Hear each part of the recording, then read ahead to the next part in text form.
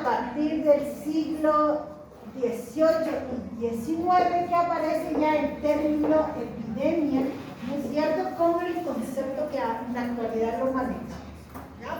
Es decir, la presencia de estas enfermedades. William Farr en 1839 va a formular o va a hacer el estudio de las enfermedades a partir de los registros de mortalidad en Londres. Entonces es como los primeros estudios epidemiológicos que se realizan, a pesar de que eran todavía empíricos, es decir, no teníamos la información científica alrededor del todo.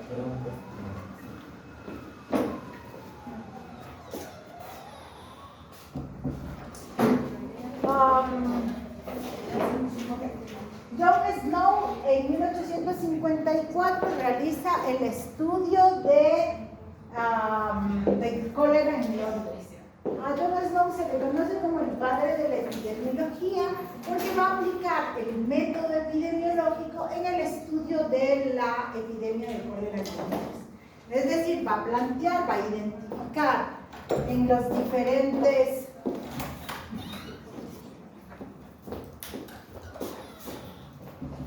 ¿qué es lo que va a hacer? De nuevo, al proceso epidemiológico, el proceso de investigación, lo va a hacer de forma empírica. Entonces, él va a observar dónde se producen los casos de cólera, ¿no es cierto? Y él va a identificar que habían como dos grupos, o habían personas, o las personas que enfermaban, vamos al lado, o donde mayor casos, podemos decir, de mayor casos de cólera había, era en aquellas zonas donde tomaban agua del río en la parte baja del río, ¿ya? Entonces ahí es donde se concentraron la mayoría de casos, ¿ya? Entonces lo que él hace va a comparar y entonces va a emitir una hipótesis y plantea justamente que el cólera primero se transmite por agua, ¿ya? Por agua contaminada, y que obviamente eran los que ¿por qué se enfermaban los que estaban las personas al final del río? Era porque, claro, en la parte alta el agua estaba limpia, ¿no es cierto? Y durante el recorrido del río, ¿no es cierto?, iba contaminándose por las heces fecales, etcétera, y al final las personas que vivían en la parte baja del río consumían esa agua contaminada. Luego él va a comprobar esta hipótesis, ¿sí? Por eso es que se le conoce a John Snow como el padre de la epidemiología, porque va a aplicar el método científico, el de la observación, el de plantear una hipótesis, comprobar hipótesis y sacar conclusiones, ¿ya? Ok, aquí hay que hacer un panel. Inicialmente todo lo que va antes de John Snow, etcétera, ¿no es cierto?, va a ver el concepto de que las enfermedades se producían por la teoría miasmática. ¿Qué significaba la teoría miasmática? Es que las enfermedades se producían por esos aires contaminados, putrefactos, que se emitían desde la Tierra. Eso es básicamente la teoría miasmática, ¿ya? Pero recuerden que no hay ninguna teoría científica alrededor de la teoría miasmática. Realmente es a partir de la primera revolución epidemiológica que en realidad comienza a tener una visión diferente y otras, y otras teorías de por qué se producen las enfermedades. Y aquí va a aparecer la teoría unicausal a partir de todo el desarrollo de la teoría bacteriológica, el descubrimiento del microscopio, etc. Entonces, ¿qué es lo que plantea en este momento? Que las enfermedades se producen por la presencia de un microorganismo, ¿ya? Que puede ser, obviamente, parásito, protozoario, etc. Pero esa es la causa de las enfermedades. Y como en este momento, ¿cuáles eran las principales enfermedades que se producían o que las personas tenían? Eran las enfermedades infecciosas. Entonces, claro, con la teoría unicausal y la teoría bacteriológica, la base de la teoría unicausal es la bacteriológica, obviamente explicaba todas las enfermedades que en ese momento se producían. Entonces, pensemos en la tuberculosis, pensemos en la salmonelosis, en las enfermedades transmitidas como lo que ustedes hablaban, de la viruela, etcétera, ¿no es cierto? Todas eran enfermedades infecciosas las que se habían producido o las causas de enfermedades hasta ese momento. ¿Sí?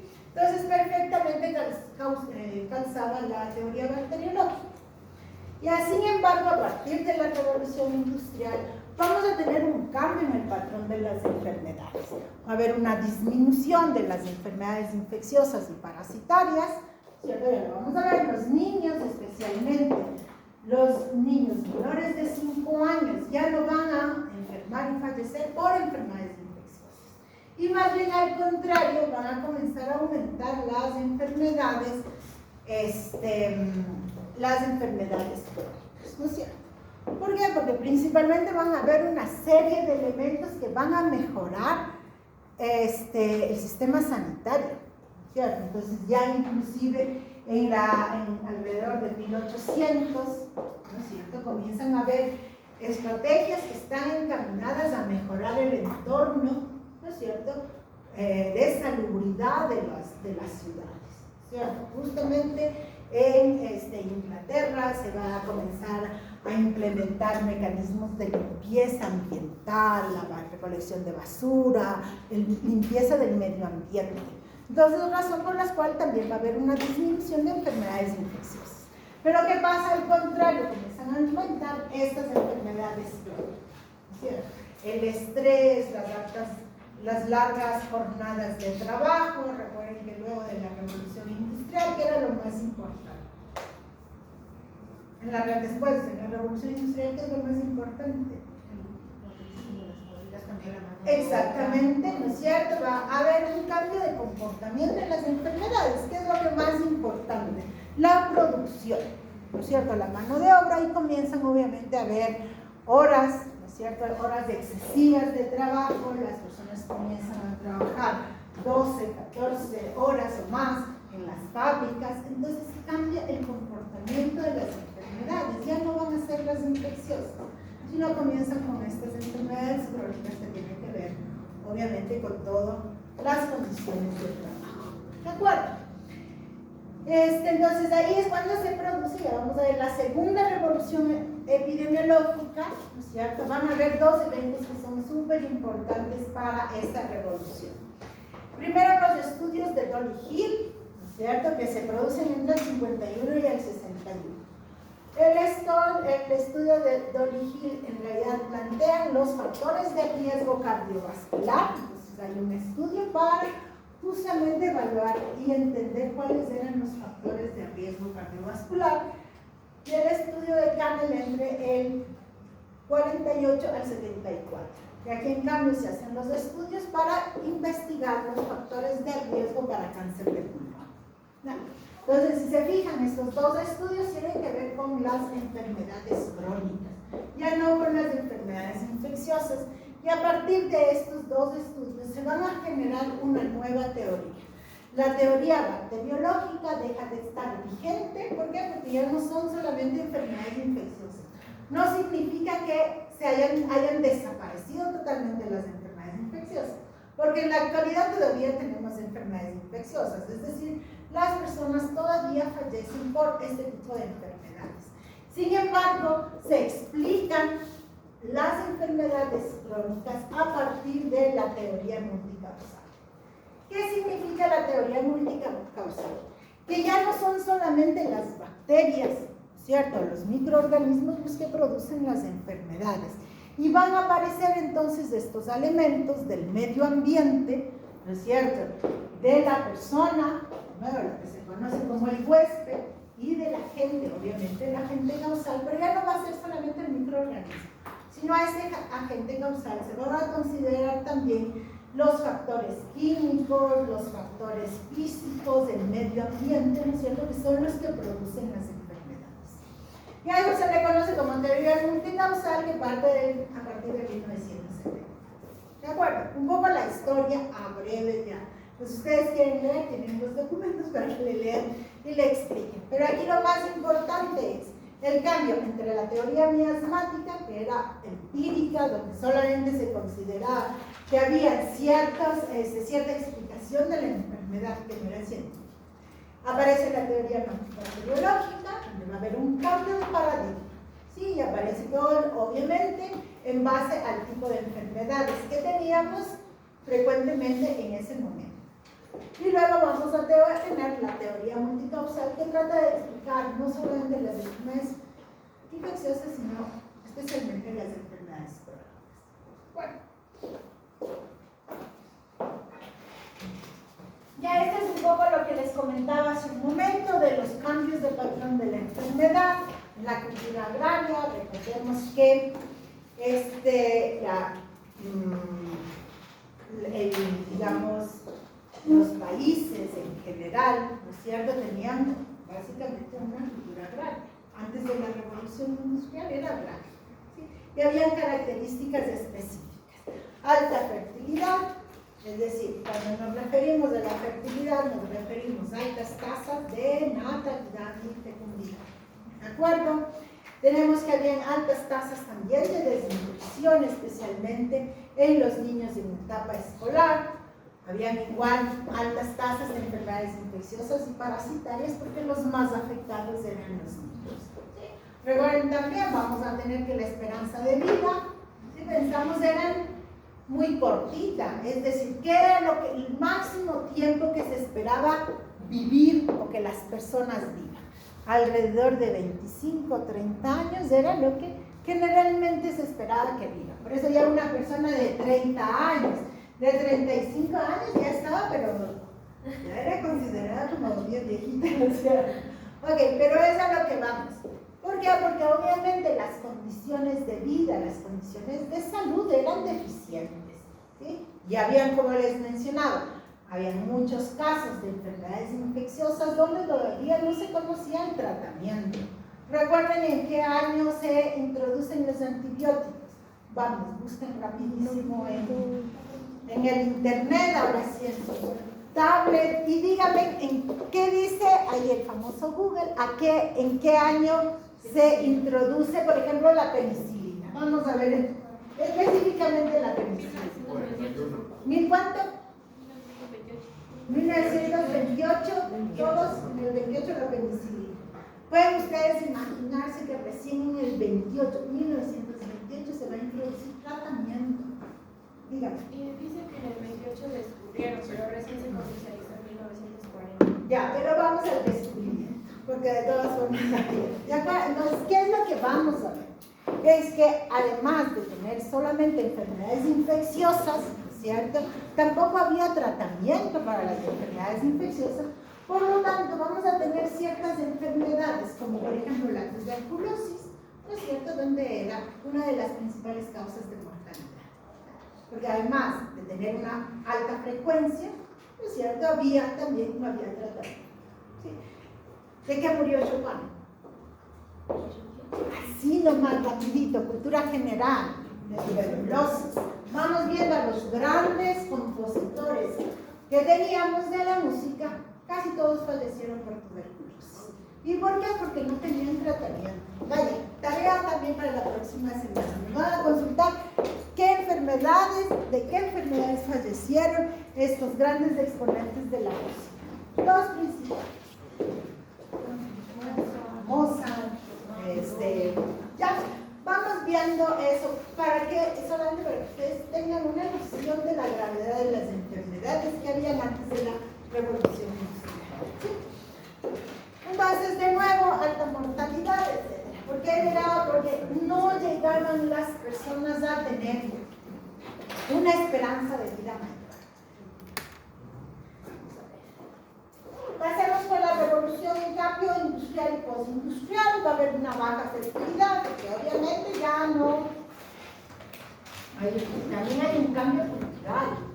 Sí, recordemos ya que va a haber, cada vez es más baja la fertilidad, inclusive ahora en la actualidad, ¿no es cierto? Cada vez las tasas de natalidad, las tasas de fecundidad en ciertos grupos de edad van a ir bajando. ¿Sí? Aparecen ya las enfermedades crónicas, los más afectados van a ser las personas mayores de 65 años y va a depender mucho de los estilos de vida. ¿Sí? Si pensamos nosotros, también va a haber cambio en la esperanza de vida. La esperanza de vida, ¿en qué ¿qué edad está este momento en el Ecuador?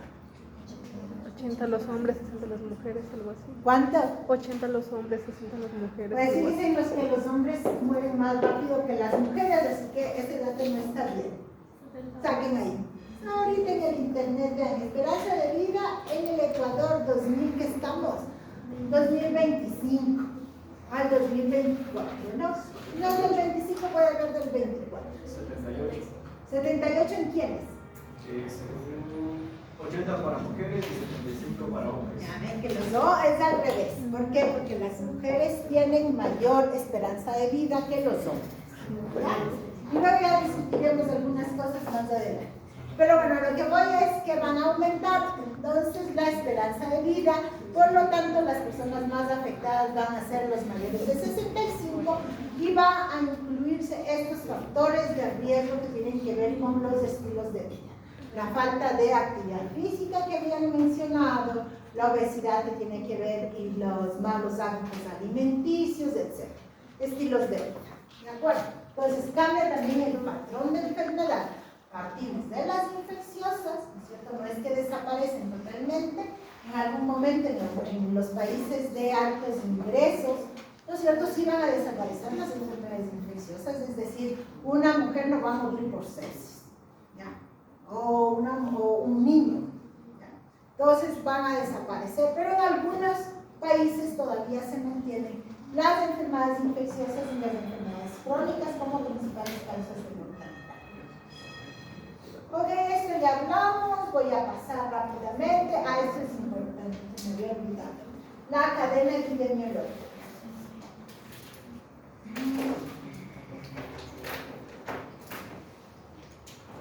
Volviendo a las enfermedades infecciosas. La cadena epidemiológica es como un ciclo que tratan de explicar por qué se producen las enfermedades, ¿no es cierto? Y los elementos que intervienen en las enfermedades infecciosas. ¿De acuerdo? Ustedes tienen la presentación en el aula virtual, así que tranquilamente pueden ir revisando, poniendo notas. Entonces, esta cadena trata de identificar cómo se producen las enfermedades infecciosas. Posteriormente, la cadena epidemiológica se trata de aplicar a las enfermedades crónicas. Ustedes van a ver en algunos casos, pueden encontrar en el internet, que tratan de explicar, sin embargo, no es muy real. ¿Por qué? Porque el análisis de la cadena epidemiológica se desarrolló por infecciosas. Entonces, muchas veces hay autores que tratan de aplicar lo que se obtuvo en las enfermedades infecciosas para las crónicas, ¿sí? Sin embargo, no se ajusta, ¿sí? Hay cosas que no es posible identificar. Vamos a tener primero el agente causal. El agente causal se refiere a ese agente que puede ser, como les mencionaba, un parásito, pueden ser las bacterias, las que pueden ser también los vectores no, pero es ¿por qué se produce la enfermedad infecciosa? ¿No es cierto? La salmonela, si nosotros hablamos de tuberculosis, se produce por el bacilo de Koch, ¿no es cierto? Si nosotros hablamos de alguna enfermedad parasitaria, específicamente el parásito, ¿no es cierto? Entonces a eso se le considera como agente causal específico, y en algunos casos agentes que pueden ser físicos o químicos también. Luego tenemos el reservorio. El reservorio es donde se va a desarrollar ese agente causal, ¿sí? Puede ser el agua, puede ser la tierra, puede ser inclusive los organismos de las personas o del huésped, ¿no es cierto? Es decir, ¿dónde se va a desarrollar? Va a pasar, por ejemplo, cuando hablábamos de las vectoriales, ¿no es cierto? El dengue o la malaria. Va a haber un proceso que se produce del parásito, por ejemplo, en el mosquito. De ahí se va a desarrollar de larva, digamos de célula unicelular, va a crecer a larva y una vez que está listo, está listo para ser transmitido o pasado al huésped, ¿sí? Entonces es todo ese proceso del microorganismo que se produce para desarrollo. Ahí se conoce el reservorio, dónde está ese microorganismo y dónde realiza ese proceso, hablemos de crecimiento. ¿Sí? Luego tenemos la puerta de salida de la gente, ¿ya? Es decir, si nosotros hablamos del bacilo de Koch, ¿no es cierto? La puerta de salida, ¿cómo se transmite la tuberculosis? Dígame. Es una enfermedad respiratoria y por lo tanto se transmite a través de, exactamente, de las gotitas de salida. Por lo tanto, la puerta de salida son las vías respiratorias. ¿Sí? Entonces acá tenemos como puerta de salida las respiratorias, las genitourinarias, digestivos, piel, placentaria, etc. ¿Sí? ¿Por qué? Porque es la puerta de salida. ¿Cómo va a salir ese agente causal? ¿No es cierto? Para luego producir la enfermedad. ¿Sí? Tenemos los modos de transmisión de este agente causal y va a depender del tipo de enfermedades y puede ser igual por transmisión directa o transmisión indirecta. Transmisión directa va a ser de persona a persona a través de las gotitas de sangre. Y en cambio, la transmisión indirecta va a ser a través de los vómitos o de los vectores. ¿Sí? Pongamos un ejemplo, bueno, la transmisión directa, el COVID, ¿cierto? Recuerden que es respiratorio, o el N1H1, la influenza, etc.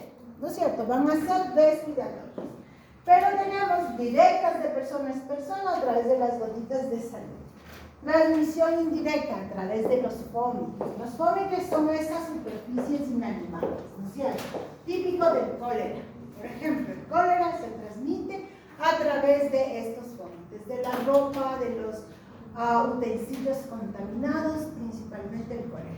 Recuerden que inicialmente pensábamos, cuando recién empezó el COVID, que también se transmitía a través de los fómites. Luego se vio que efectivamente ese no era un mecanismo de transmisión. ¿Ya? Porque el agente causal no vivía lo suficiente fuera de, digamos, en el medio ambiente. Entonces deja de ser por los focos. Y los vectores, ahí sí, todos los vectores. Todas las enfermedades vectoriales, la malaria, el dengue, la chikungunya, que es el mismo vector del dengue. ¿Qué otra cosa tenemos en vectoriales? El Chagas, la leishmania. Bueno, todos esos son a través de vectores. Nosotros somos un país tropical. Por lo tanto, tenemos muchas enfermedades tropicales que se producen, ¿no es cierto?, con la ayuda de un vector. ¿Por qué? Porque va a necesitar, para que se transmita el parásito, como en el caso de la malaria, o el virus, como en el caso del dengue, necesitamos un vector. Luego vamos a tener la puerta de entrada, que va a ser la misma, ¿cierto?, que la puerta de salida. Sí, el VIH, vamos a pensar. ¿El VIH qué es? Es respiratorio, genitourinario, digestivo, piel o placentario. ¿Genitourinario? A ver, en orden, porque me dijeron todos y no les escuché. Genitourinario, placentario. Correcto, entonces va a depender. A lo que voy es que va a depender de qué tipo de enfermedad para saber. Pero recordemos que la misma puerta de entrada va a ser la misma puerta de salida. Es decir, no puede ser que en la puerta de salida tenga una digestiva y en la puerta de entrada tengo una respiratoria. No, siempre van a ser las mismas. ¿Sí? Y luego tenemos la susceptibilidad del huésped. ¿Sí? Vamos a tener, aquí viene súper importante todos esos aspectos inmunológicos, ¿no es cierto?, para saber cuál tan susceptible es la persona, ¿no es cierto?, para enfermar. Porque va a depender de la capacidad del huésped, yo como huésped, de tener condiciones para que me enferme. ¿Sí? Pero también va a tener capacidad del agente causal, ¿no es cierto? Hay ciertos agentes causales que son más, digamos, más fáciles de que se produzca la enfermedad. Por ejemplo, la rabia. ¿Sí? Si a un perro rabioso le pica a una persona, tiene una alta probabilidad, casi del 90%, de que efectivamente tenga rabia. Y que además, si no recibe tratamiento, de nuevo, capacidad del agente infeccioso en producir casos graves y fatales, ¿no es cierto? También la rabia tiene esa posibilidad, ese agente causal de producir muerte, ¿ya? Que es que no recibe tratamiento. A diferencia, hablemos, por ejemplo, de la oncocercosis. La oncocercosis se le conoce como la ceguera de los ríos. Pero para tener uno la enfermedad necesitaba tener 2000 picaduras. Es decir, va a ser su capacidad de producir la enfermedad, ¿no es cierto?, en una persona infectada, es decir, la patogenicidad muy baja. ¿Qué pasa de nuevo con la malaria? Digamos, con la rabia, ¿no? Es altamente virulento y altamente patogénico. Produce la enfermedad. Y otras enfermedades que se van a tardar en producir, ¿no es cierto?, que no son tan eficaces en producir enfermedad, no son tan eficaces en producir muerte y casos graves, ¿ya? Va a depender mucho de la enfermedad. ¿De acuerdo? Entonces, aquí estamos. Infección, solamente para aclarar un poquito más, ¿no es cierto? Infección es la entrada y el desarrollo o multiplicación del agente infeccioso en el organismo de una persona o animal. Infectividad, la capacidad que tiene el agente infeccioso de alojarse y multiplicarse dentro del organismo. ¿No es cierto? Hay ciertas enfermedades, como les explicaba, que necesitan desarrollarse. Apenas entra la larva, ¿no es cierto?, al huésped, pero necesita pasar un proceso de desarrollo, multiplicarse, etcétera, de madurar, ¿sí? ¿No es cierto?, para producir la enfermedad, ¿no? Patogenicidad es la capacidad de un agente infeccioso de producir la enfermedad en personas infectadas. ¿Qué significa eso? Yo puedo, de nuevo, el agente causal puede estar infectado, ¿no es cierto?, pero va a tardar en que se produzca la enfermedad. Entonces, por ejemplo, en el sarampión, en la rubiola, ¿cuáles son las otras? Ay, que me olvidé, rubiola, las infecciosas de los niños, sarampión, rubiola, polio, etc. ¿No es cierto? Va a tardar en que se produzca. Hay una ventana.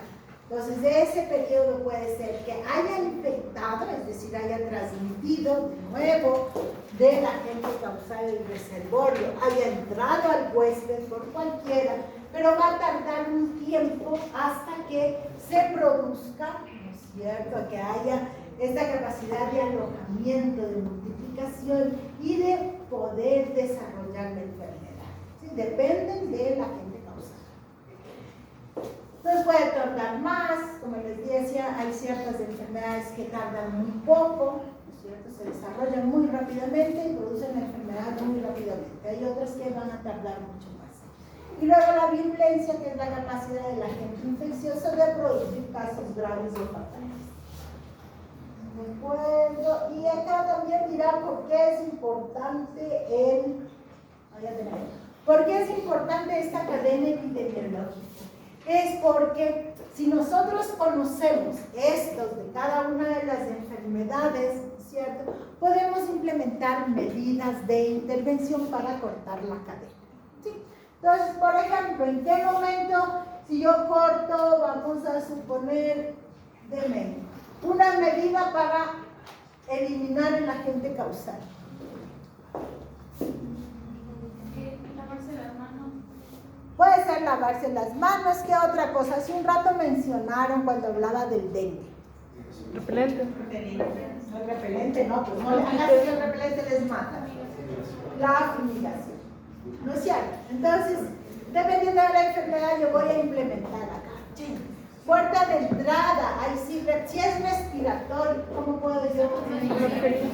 Ahí sí, ¿no es cierto? Las mascarillas, o el uso del condón, si es que fuera para el VIH, etcétera, ¿no es cierto? Lo que voy es de que vamos a implementar medidas para cortar, ¿no es cierto?, cada uno de estos eslabones.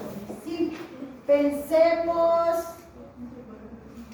cuando esa pregunta me encanta hacerles y siempre caigo. Es pregunta de examen. Y les digo y luego vuelven y se equivocan. Ya ahí ya no depende. Pero bueno, a ver. La pasteurización de la leche es una medida de intervención ¿para qué? Para el reservorio, eliminar la puerta de entrada, controlar el modo de transmisión o la susceptibilidad del huésped. ¿Para qué es? La pasteurización de la leche. ¿Qué hace? A ver, voy a escuchar. Susceptibilidad del huésped, ¿por qué? Porque no me acuerdo exactamente, pero era como subirle la temperatura y luego bajarle a niveles extremos y que por eso era como que quedaba inactivado y que el hoyo no estaba afectado. ¿Ya? ¿Y por qué es susceptibilidad del huésped? Porque como que reduce la probabilidad de que el organismo le pueda causar algún efecto adverso. Ya, ok, ya vamos a ver. Luego volvemos. ¿Qué otro? A ver, alzaron la mano varios y ahorita no me hacen. ¿Agente causal específico? ¿Cómo? ¿Agente causal específico? ¿Para qué? Para eliminar. Ok, acá. Para el reservorio. ¿Qué haces con la leche? La leche, o sea, en la leche lo que hacemos es, como dijo mi compañera, de subir la temperatura y bajarla. Entonces ahí estás en un medio que te puedes tomar, que te puede contaminar, estás en el reservorio eliminando. Muy bien, vamos, verán que ya tenemos, les voy a decir para que luego me digan. Tenemos para disminuir la susceptibilidad del huésped o afectar la susceptibilidad del huésped, el agente causal, y ahora me dijiste para, ¿cuál era? Para el reservorio. Verán que tenemos eso. Ok, ¿quién más me alzó la mano? Ya, acá yo oí una voz. A ver, atrás. ¿Para qué me sirve la pasteurización de la leche? Yo creo que para la susceptibilidad del huésped. Igual para la susceptibilidad del huésped. A ver. Modo de transmisión. Para el modo de transmisión, ok. Bueno, les cuento para qué es. Es en realidad todo lo que dijeron para eliminar el agente causal. ¿Por qué? Porque la leche se hierve a altas temperaturas. Eso es pasteurización de la leche. ¿Y qué es lo que pasa si es que yo elevo la temperatura al grande? Lo primero que voy a hacer a que se muera cualquier microorganismo que exista en la leche. ¿Ya? Por lo tanto, es una medida de intervención para eliminar el agente causal. ¿Ya? De acuerdo, chicos, vamos a ir terminando. Bueno, esto es la cadena epidemiológica, solamente ejemplo del dengue, ¿cierto? Lo que les decía. Esta cadena epidemiológica se aplica a enfermedades infecciosas. En realidad, muy poco a las enfermedades crónicas porque no calzan.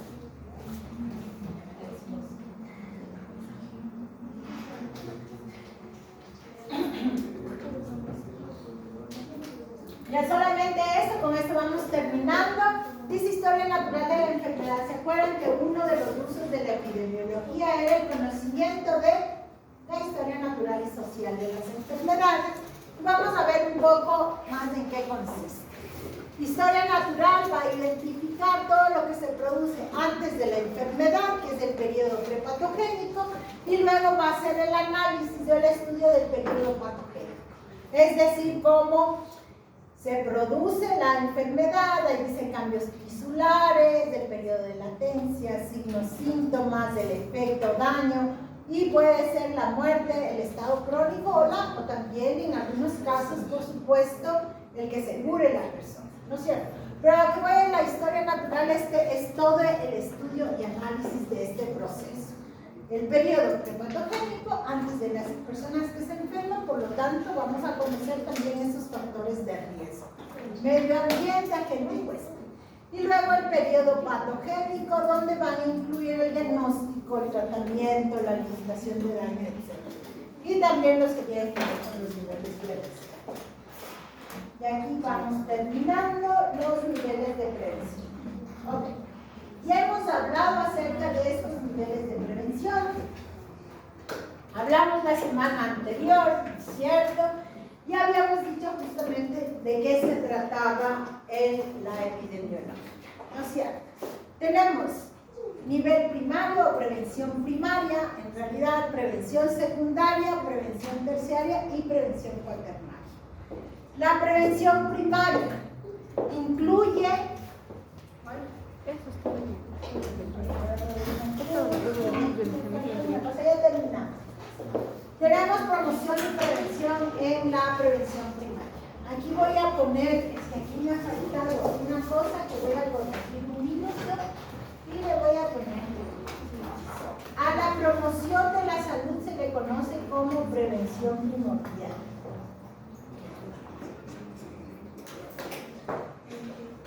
Ya les voy a explicar en qué consiste. ¿En qué consiste esta prevención primordial? Es súper importante, chicos.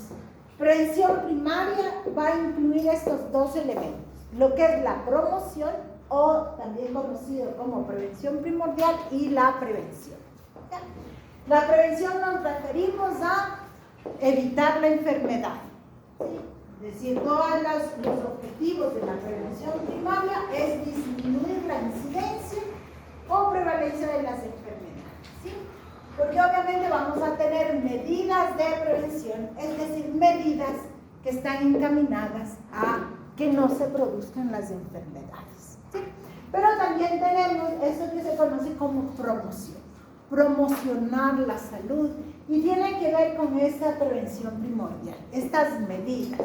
Vamos a poner un ejemplo. En la prevención primordial incluyen todas esas estrategias, políticas públicas encaminadas a que las personas no se enfermen o mejoren su condición de salud.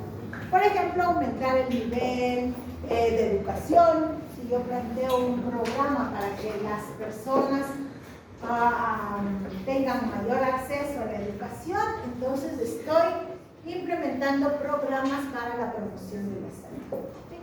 Si es que yo planteo, por ejemplo, el bono de desarrollo humano, ¿para qué es? Este va encaminado a la promoción de salud, o lo que se conoce como prevención primordial. ¿Por qué? Porque yo espero mejorar la capacidad adquisitiva, ¿cierto? Mejorar el estado de salud en general de las personas, por lo tanto estoy dentro de la prevención primaria. Ok, la prevención, lo que decía, evitar que las personas se enfermen. Dígame un ejemplo típico de prevención primaria, las vacunas, ¿no es cierto?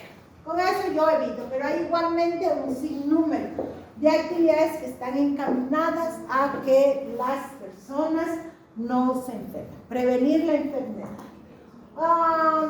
El impuesto al tabaco, el impuesto al alcohol, las medidas, el ciclo paseo, ¿qué otra cosa? Las vías, todas esas van a ser medidas ¿para qué? ¿Para promoción o para prevención? Para promoción. ¿Qué es lo que yo estoy haciendo con el ciclo paseo o las ciclovías? Que las personas usen la bicicleta, ¿no es cierto? Que el modo haya una disminución de la contaminación ambiental, una serie de beneficios. Por lo tanto, es promoción de la salud, no es prevención de la enfermedad. Las vacunas sí son prevención, ¿de acuerdo? Lo mismo que les había mencionado alrededor de la prevención secundaria, diagnóstico y tratamiento temprano. ¿Cierto? Todas aquellas medidas para hacer diagnóstico temprano. El Papa Nicolau,